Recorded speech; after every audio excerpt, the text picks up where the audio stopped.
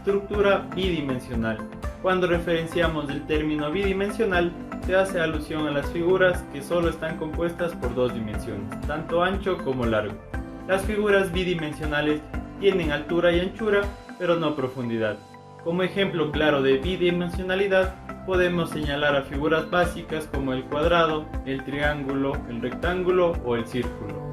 En materia de factibilidad, sin duda las figuras bidimensionales suelen ser más fáciles de llevar para la práctica, para conformar las formas más complejas dentro tanto de el dibujo, el arte en general o el diseño gráfico.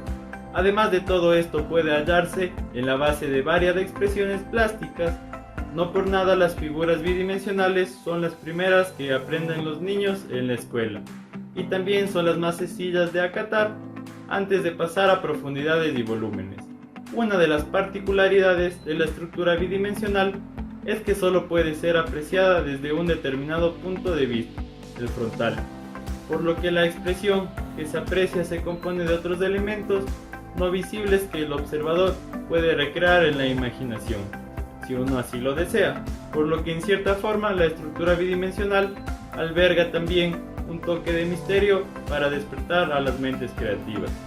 Esto quiere decir que, a diferencia de la pintura, que es bidimensional y plana, las esculturas tienen volumen y pueden ser apreciadas no solo de frente, sino de distintos puntos. Como se mencionó anteriormente, las estructuras bidimensionales son las que se realizan en un espacio plano y naturalmente. No tienen más que dos dimensiones, largo y ancho. Por ejemplo, un cuadro, un dibujo, una fotografía o una imagen cinematográfica. Las obras plásticas bidimensionales no pueden ser apreciadas más que desde un punto de vista frontal, lo cual significa que su relación con el espectador es única y lo que existe en su superficie no es susceptible de verse más que en esta relación que es obligada. En ese caso podríamos hablar de Joan Miró. Las obras de Miró se consideran como iniciadoras del estilo surrealista europeo. Entre las formas abstractas se vislumbran siluetas que sugieren figuras reales e imaginarias. La sensibilidad infantil, junto a la riqueza creativa plasmada en sus cuadros, siguen unos parámetros característicos y únicos. Por esta razón, sus composiciones son reconocibles a primera vista. Podríamos hablar de El oro de azul, cuadro de colores fuertes, clásico del pintor. Resaltan los colores amarillo y azul. La composición es propia de la estética pictórica del artista. También podremos hablar del cuadro Escalera cruzando el cielo azul en una rueda de fuego. Los vivos colores de la composición le confieren la alegría propia de las obras de Miró.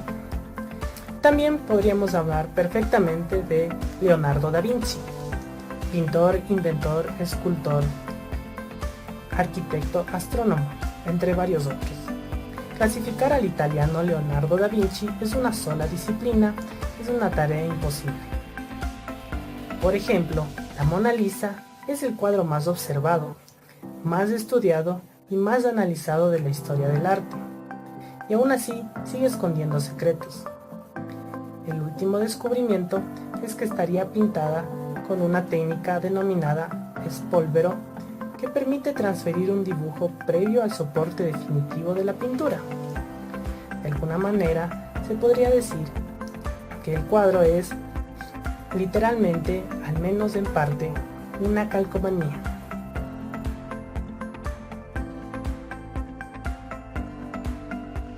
Bien, pues ahora vamos a hablar sobre los relieves. Los relieves es técnica escultórica que, a diferencia de las esculturas de bulbo redondo, que se esculpen reproduciendo su relieve o profundidad natural, están integrados en un muro. Los relieves son particularmente como decoraciones exteriores de los edificios monumentales o también como los templos.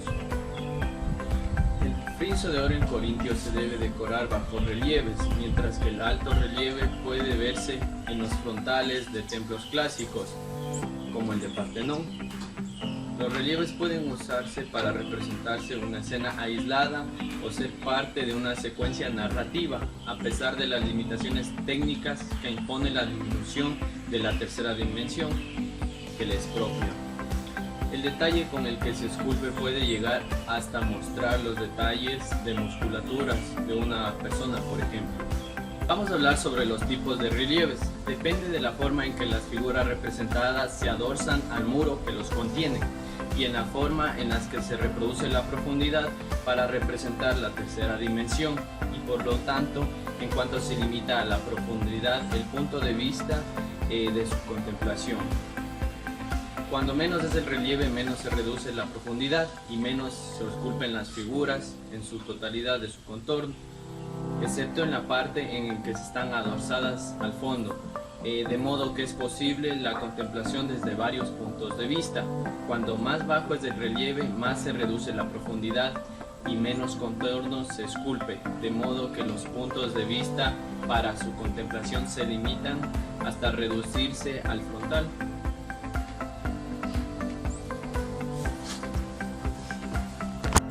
Tenemos escultura en relieve. La imagen se talla en el mismo bloque del material que se le sirve de soporte, ya sea piedra, cristal o madera, etc., creando un volumen interior, dando la materia circundante que se desgaste para dejar resaltada la imagen. El punto de vista de su contemplación solo puede ser frontal. Tenemos otro que es bajo relieve. Las figuras sobresalen del fondo menos de la mitad. La tercera dimensión se comprime, quedando a escasas profundidades, como ocurre necesariamente en los trabajos de numismática, por ejemplo. Aunque no es usual, el bajo relieve puede mostrar algunas partes destacadas de una figura, rostros e incluso algunos cuerpos en relieve natural. Tenemos el medio relieve, que son las figuras sobresalen del fondo aproximadamente a la mitad. Ahora tenemos el alto relieve, que es las figuras resaltan más de la mitad de su grosor sobre su entorno. Y tenemos el hueco relieve. En este tipo de relieve, la representación de las figuras se consigue mediante la incisión de sus contornos. Bien, de entre las obras que tenemos de la escultura con relieve, podemos mencionar a la estela de Naram Sin o estela de la Victoria, la cual se construyó en Siparo aproximadamente en el 2250 a.C. para conmemorar la victoria del nieto Naram Sin, nieto de Saragón. El material del cual está formado es caliza, su altura es aproximadamente de 2.2 metros y se encuentra ubicado en la ciudad del Museo del Louvre. Un dato importante de esta escultura es que pertenece al Imperio Acadio. Tenemos el festín de Herodes en bronce, una escultura tallada en bronce con relieve. Esta escultura fue realizada por Donatello entre 1423 y el año de 1427. Un dato importante es que fue hecha para la pila bautistal del Baptisterio de Siena. Es un cuadro aproximadamente que mide entre los 60 y los 65 centímetros y pertenece al periodo del Renacimiento. Una importante pieza de la escultura es la denominada Virgen de la Escalera. Esta es una escultura de relieve en mármol hecha por el escultor Miguel Ángel.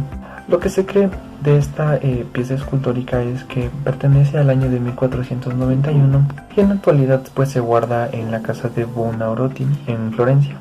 Se puede apreciar en esta escultura el arte o la técnica artística que es el bajo relieve. Un dato importante es que está hecha de mármol. A continuación tenemos lo que es la Batalla de los Centauros. Es otra escultura de relieve en mármol hecha por el mismo Miguel Ángel, la cual data de cerca del año de 1493 y es guardada en la misma casa de Florencia. Sus medidas son aproximadamente de entre 84.5 por 90.5 centímetros y más o menos se data que esta pertenece al periodo del Renacimiento alto o el Renacimiento italiano. Finalmente presentamos la escultura del sarcófago de Junio Basso. Es un sarcófago paleocristiano del año de antes del siglo IV. Este sarcófago se conserva en Roma, en la ciudad de Roma, y es el más antiguo de su tipo que se tiene de existencia. Debido a sus formas escultóricas que se tiene a lo largo de esta plataforma, de este sarcófago, pues se cree que estos son lo que es o lo que vendría a ser los inicios del cristianismo durante ese tiempo, antes del siglo IV.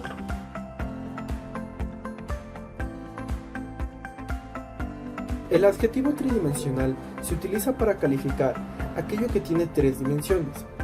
Para comprender a qué se refiere esta noción, es necesario entender el concepto de dimensión.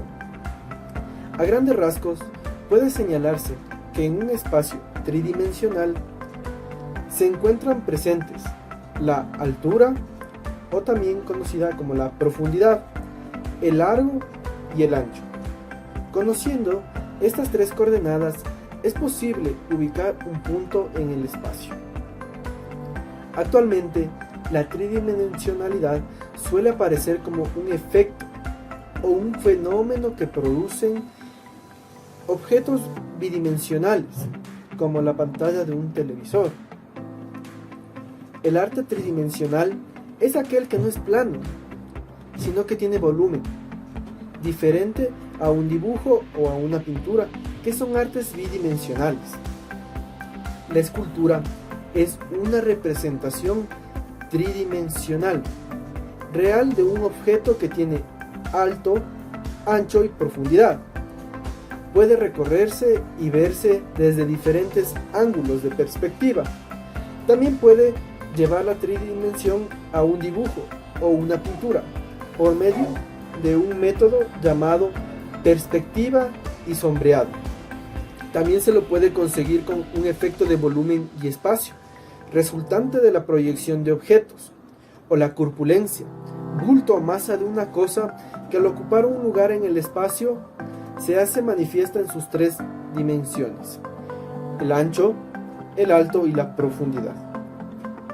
Diversos factores, tales como la convergencia, la acomodación, entre otros factores, son medios para comprobar el volumen o el espacio que existe en o entre objetos, pero además de ello debe tenerse en cuenta el sentido del tacto y los datos que por medio se obtienen para una cabal interpretación del volumen. A continuación, algunas obras muy significativas y destacadas del arte tridimensional en distintas épocas de la historia del arte. Vamos a iniciar con el Stonehenge. Este monumento megalítico de tipo cromlech fue erigido a finales del periodo neolítico, hace unos 5000 años. Está situado en Inglaterra y aún no se sabe a ciencia cierta las razones de su edificación y posterior abandono, pero se cree que fue por motivos rituales. En segundo lugar tenemos las pirámides egipcias. Keops, Kefren y Miserino son las obras arquitectónicas más importantes del arte tridimensional egipcio. Están levantadas en la meseta de Giza, a las afueras del Cairo. Fueron construidas hacia el año 2500 a.C., en una etapa anterior a las pirámides clásicas durante la dinastía 4. Como tercer lugar tenemos el Partenón. Es uno de los más importantes templos griegos pertenecientes al orden dórico, que fue construido en la Acrópolis de Atenas entre el 447 a.C. y el 432. David de Miguel Ángel. Es una escultura de mármol blanco que mide 5 metros de altura y pesa 5 toneladas y media. Fue esculpida por el pintor y escultor italiano Miguel Ángel Buonarroti entre los años 1501 y 1504. Está exhibido en la Galería de la Academia de Florencia. Como quinto lugar tenemos la figura reclinada de Henry Moore. El trabajo de Moore recibió diversas influencias de estilos de arte, desde el precolombino hasta el surrealista. En su trabajo destacan las obras abstractas y figurativas, alternando el vacío con formas geométricas planas, cóncavas y convexas.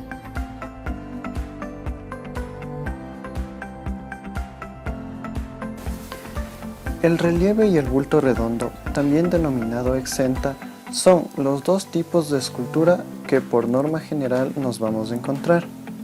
La escultura exenta es aquella que puede observarse desde todos los puntos de vista, es decir, puede ser rodeada en su totalidad, ya que no se halla adosada por ninguno de sus lados. Si se halla adherida a una superficie, entonces diremos que se trata de un relieve. Volviendo a la escultura exenta o de bulto redondo, vemos que se suele apoyar en su base en el suelo, sino sobre un soporte. Si está integrada en la arquitectura, se puede presentar dentro de un nicho o incluso adherida a la pared. A veces dicha escultura se halla dentro de un marco arquitectónico, al que deberá adaptarse. Estas figuras deberán alargarse, curvarse, etc. A esto se le denomina ley del marco. Tenemos el medio bulto. La escultura de medio bulto está completamente ligada a la arquitectura, donde se utilizaba la escultura o el relieve de elementos como parte de la ornamentación. Los capiteles, arquivoltas o frisos se popularizaron en la época del arte gótico. Las figuras eran principalmente antropomórficas y quedaban acotadas entre las paredes, que se integraban dentro de la misma.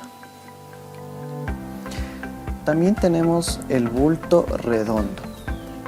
Pese a que la escultura egipcia ya hay algunos elementos en bulto redondo, realmente este estilo escultórico ha sido intermitente y ha tenido grandes épocas de auge y otras de rechazo total. Se intuye que la escultura exenta es evolución del medio bulto, pero ha tenido que evolucionar cada vez que se ha cambiado de técnica o de procedimiento para la escultura. Por ello, prácticamente en todos los estilos y movimientos artísticos encontramos un primer periodo adosado a una superficie o edificio, u otro posterior donde la figura es el aire. En la actualidad, se busca que la escultura exenta no tenga un único punto de vista, aún teniendo una posición. Preferente ha de expresar y tener intención en el resto de sus perspectivas. Por salirnos del arte clásico, en nuestra época podemos encontrar como ejemplo de artistas el escultor de escultura exenta, el hiperrealista Antonio López. Para empezar a hablar sobre las obras más representativas que existen en este tipo, debemos entender que las posiciones del ser humano fueron el principal enfoque para empezar a tallarlas. Entonces, las posiciones más comunes son la posición yacente, el cual es la representación de una persona que se encuentra acostada o tumbada. Luego tenemos la postura sedente, el cual el peso corporal de una persona se apoya sobre una superficie de trabajo. Seguido tenemos la postura orante, el cual es cuando una persona se encuentra de rodillas. Y por último tenemos la postura ecuestre, el cual es la posición donde el peso corporal suele ser apoyado sobre una sola pierna. Entonces, teniendo en cuenta estas posiciones, ya podemos empezar a destacar tres obras, las cuales son la escultura de David, hecha por el italiano Donatello. Esta escultura es de bronce con una altura de 1.58 centímetros. La obra fue realizada en 1440. Hay que tener en cuenta que esta obra fue considerada como el inicio del primer renacimiento, ya que luego de mucho tiempo se vuelve a tallar el desnudo masculino. Luego tenemos la escultura de David, hecha en cambio por Miguel Ángel. Tiene una altura de 5.17 metros y es hecha en mármol blanco en el año de 1501. Esta obra es considerada una de las maestras del Renacimiento, ya que es la que alrededor del mundo es la más famosa. Luego tenemos a Perseo con la cabeza de Medusa. Esta fue elaborada por Benvenuto Cellini en el año de 1545 a 1554. Las dimensiones de esta escultura rondan alrededor de 3.20 metros y es hecha totalmente en bronce. Es considerada una de las obras cumbre de la escultura italiana, y también es una de las estatuas más famosas que existen en Florencia, es decir, en Italia.